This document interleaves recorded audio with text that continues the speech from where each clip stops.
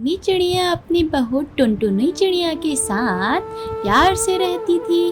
उनका बेटा भी था जो काम करने रोज बाहर जाता था और उनके गांव में एक कौवा अंगूर की खेती करता था। वह अंगूर की खेती बहुत अच्छे से करता था, पर अब क्या था, अब उसके अंगूर बहुत बड़े हो चुके थे और सारे गांव वालों उसकी खुशबू को सूंघकर बहुत आकर्षित होते थे। पर वह कौवा बहुत होशियार था। वह तो सुबह से शाम उस खेत की निगरानी करता था ताकि कोई गांव वाला उसके अंगूर न चुरा ले। एक दिन वह खुशबू पहुँचते पहुँचते टुनटुनी और टूनी चिड़िया के पास जा पहुँची। वह बोली, माँ जी, ये अंगूर की खुशबू इतनी अच्छी है, मुझे अंगूर खाने का मन कर रहा है। हाँ, मन तो मेरा भी कर रहा है खाने का, पर क्या करे, वो कालू को तो देख रही हो ना, वह सुबह से शाम कैसे मेहनत करता है अपने अंगूरों की देखभाल में। हम तो उसको चुरा भी नहीं सकते हैं। माँ जी, हम ऐसा करते हैं, कुछ प्लान बनाते हैं। क्या प्लान बनाएंगे, वो तो वहीं पे ही रहता है ना। माँ जी, मेरी बात सुनिए, आप उसे कुछ चीजों के बहाने उसे घर पे बुलाइए और मैं जाकर इतने टाइम में उसके अंगूर चुरा के ले आऊंगी, फिर दोनों मिल बांट के खाएंगे। पर अगर उसने तुमको पकड़ लिया तो फिर दिक्कत हो जाएगी और गांव वालों में हमारी बदनामी हो जाएगी। माँ जी, आप उसकी चिंता मत कीजिए ना, अभी अंगूरों में ध्यान दीजिए, हमें बहुत जोरों से खाने का मन कर रहा है।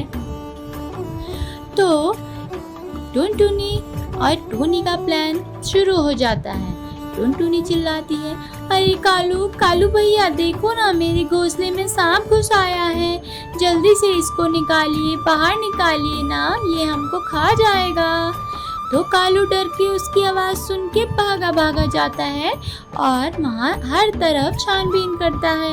इतने में वहाँ टूनी चिड़िया अपना कमाल दिखाती है, उसके पके पके कुछ अंगूर निकाल के ले आती है। कालू बोल, तुम अब आराम से रहो, मैंने पूरा घर चेक कर लिया है, यहाँ पे कोई भी सांप नहीं है। अच्छा, धन्यवाद भैया। तो कालू वहाँ जाता है। कुछ दिन तक यह लोग ऐसा ही करते हैं। अब कालू को शक होने लग गया था कि उसके खेतों से चोरी हो रही है, क्योंकि अंगूर उसके कम हुए जा रहे थे। इस बार कालू ने फैसला किया, इस बार वह जाल बिछा के घर जाएगा। तो रात होती है, कालू खेत में जाल बिछा देता है और घर चला जाता है। टूनी और टुनटुनी को इसकी खबर नहीं थी। वह दोनों भागती भागती अंगूर लेने जाती है, पर ये क्या था, अरे माँ जी, मेरा पाँव फंस गया है। टुनटुनी, मेरा पाँव भी फंस गया है, मैं क्या करूँ, हम क्या करें अब।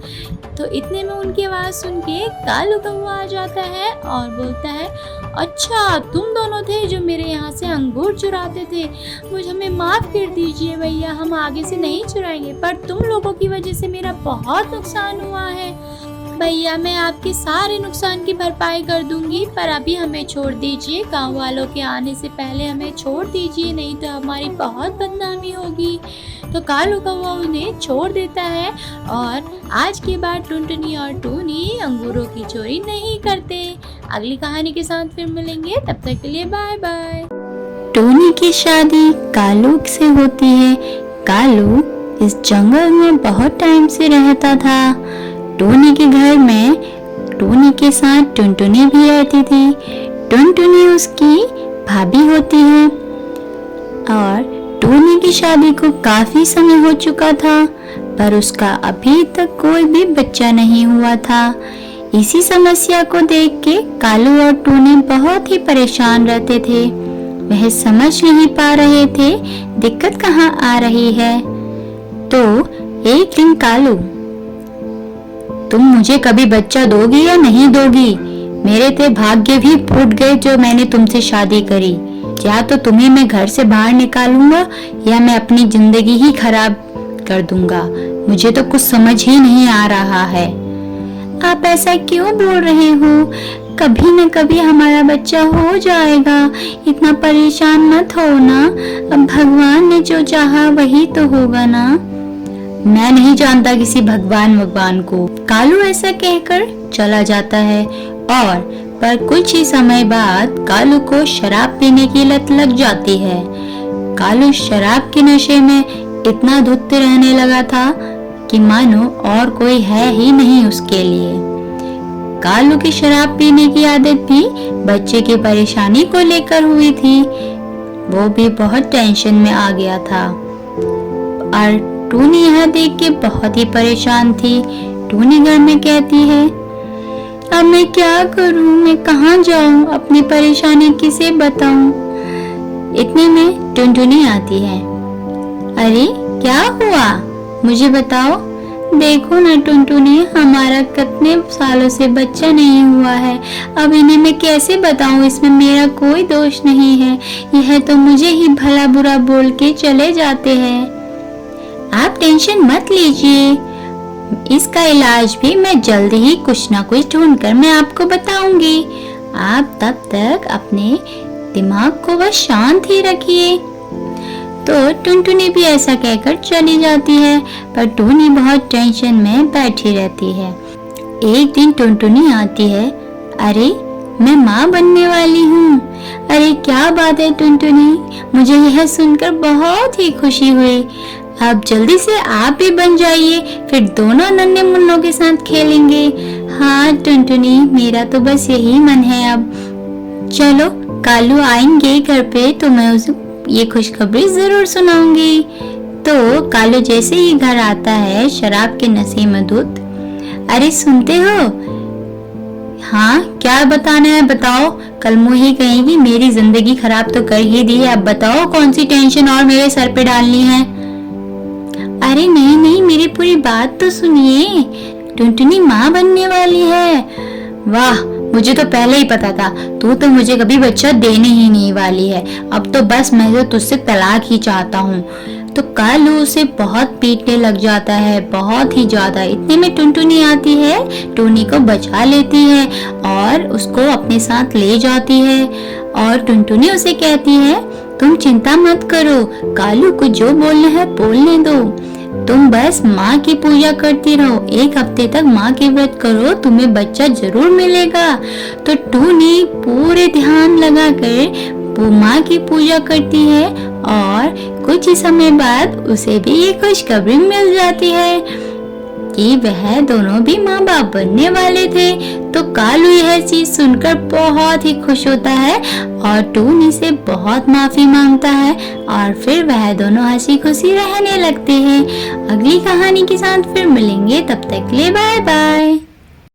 मायापुर जंगल में टुनटुनी अपनी बेटी के साथ एक घर में रहती थी, पर समय के साथ वह अपने घर की मरम्मत नहीं कर पा रही थी और देखते ही देखते कुछ समय बाद बारिश आने लग जाती है और वह बारिश बहुत ही तेज आने लग जाती है। अरे टुनटुनी, अरे मुन्नी बच्चा, अंदर जाओ, चलो अंदर जाओ, बाहर मत घूमो ऐसे, बहुत तेज बारिश हो रही है। मम्मी मम्मी आप भी अंदर आइए ना, आप भी जाएंगे, प्लीज अंदर आइए, आपको जुकाम लग जाएगा। नहीं मुन्नी बेटा, मुझे अपने घर की मरम्मत करनी है, इतनी घनी बारिश को मेरा घर झेल नहीं पाएगा, मुझे थोड़ा सा काम और बाकी है, तुम जाके अंदर बैठो चुपचाप। मम्मी मुझे बहुत तेज भूख लग रही है, हमारे पास कुछ खाने के लिए भी नहीं है।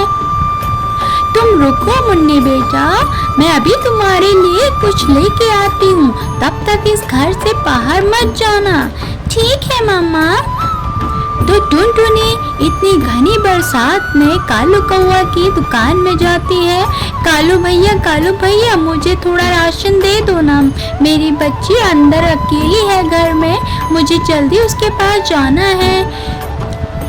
अरे तुम देख नहीं रही हो क्या, इतनी बारिश में मेरा सारा राशन बह के चला गया है और जितना भी थोड़ा सा बचा है वह मैंने अपने लिए बचाया है। चलो जाओ यहाँ से, एक तो इतना नुकसान हो गया, लोगों को कुछ दिखाई भी नहीं देता है। तो टुनटुनी वहाँ से घर आ जाती है और सोच में पड़ जाती है कि अपनी मुन्नी को वह क्या खिलाएगी। मम्मी मम्मी भूख लग रही है, आप मेरे लिए कुछ लेके नहीं आई? मुन्नी बच्चा, आज तुम्हें ऐसे ही थोड़ा वेट कर लो, मैं कुछ इंतजाम करती हूँ, अभी खाने का इंतजाम नहीं हो पा रहा है। इतने में टुनटुनी सोच ही रही होती है तो हरी तोती आती है उसके लिए भुट्टे लेके। ये लो टुनटुनी, मुझे पता था तुम इतनी बारिश में खाना नहीं ढूंढ पाओगी, तो मैं तुम्हारे लिए अपने खेत से भुट्टे तोड़ के ले आई, अभी कुछ दिनों तक इनको खा के गुजारा चला लो। धन्यवाद हरी तोती, तुमने मेरी बहुत ज़्यादा मदद की है। मैं तो इतनी बारिश में कहीं गई थी तो मुझे कहीं राशन नहीं मिला। आपका बहुत बहुत शुक्रिया, आपने बहुत बड़ी मदद की है हमारी। तो हरी तोती वह दे के चली जाती है और टुनटुनी और मुन्नी दोनों बैठ के भुट्टे खाते हैं। पर ये क्या था, कुछ ही देर में उनका घर टूट के गिर जाता है और वह दोनों घर के साथ नीचे नदी में गिर जाते हैं। बचाओ बचाओ, कोई हमें बचाओ बचाओ बचाओ। तो उनकी आवाज कौवे तक पहुंचती है। कौवे भागती भागती आती है, उसे बचाती है और अपने घर पे लेके आती है। कौवे, तुम्हारा बहुत बहुत धन्यवाद, आज तो मेरी जान ही चली जाती है और मेरी मुन्नी की भी। तुमने हमें सही समय पे बचाया, मैं तुम्हारा शुक्रिया कैसे करूं? अरे नहीं नहीं, इसकी कोई ज़रूरत नहीं है, आज तो मेरी बहू अंडा देने वाली है, इसी चक्कर में मैंने तुम लोगों की आवाज़ सुन ली थी और मैंने तुम्हें बचा लिया। रुको तुम यहीं पे, मैं तुम्हारे लिए चाय बनाती हूँ, बहुत ठंड थी बाहर। तो वह उनके लिए चाय बनाती है और रात को वह सो जाते हैं। पर ये क्या था, बारिश इतनी घनी हो रही थी, धीरे धीरे उनके घोंसले तक पानी पहुँच गया और उसकी बहू का अंडा पानी में तैरने लग गया। मम्मी जी उठिए ना, देखिए मेरा अंडा पानी में तैर रहा है, प्लीज उसे बचाइए। अरे क्या बोल रही हो तुम, रुको अभी मैं तुम्हारे अंडे को लेके आती हूँ। तो टुनटुनी बोलती है, अरे जल्दी चलो जल्दी, नहीं तो वह दूर चला जाएगा। तो टुनटुनी और कौवे दोनों भागते हुए अंडे को बचा लेती है। कुछ ही दिनों बाद बारिश समाप्त हो जाती है और टुनटुनी अपनी मुन्नी के साथ हंसी खुशी नए घर में रहती है।